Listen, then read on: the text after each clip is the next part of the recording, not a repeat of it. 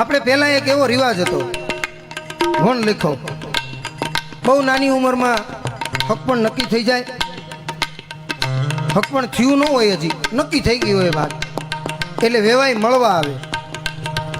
એટલે વેવાઈ બેઠા હોય એટલે ગામના જેટલા ભાઈઓ હોય ને એ પોતાના ઘેરેથી કીટલીમાં ચા લઈને આવે. મહેમાનને પોતાની ઘેરે ચા પીવા ન લઈ જાય. શું કામ?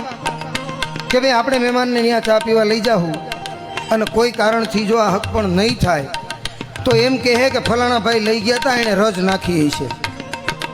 એટલે ગામના ભાઈઓ મહેમાન આવ્યા હોય અહીંયા અને કીટલીમાં ચા લઈને આવે.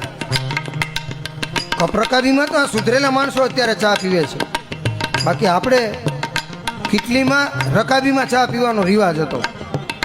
અને એમાંય એ સમય એવો હતો બધાઈને ચા દઈ દેવામાં આવે. એમાં આ આપણી અમુક જ્ઞાતિઓ છે ને એના નાના દીકરા હોય ને એ તો ભગવાનને પ્રાર્થના કરતા હોય છે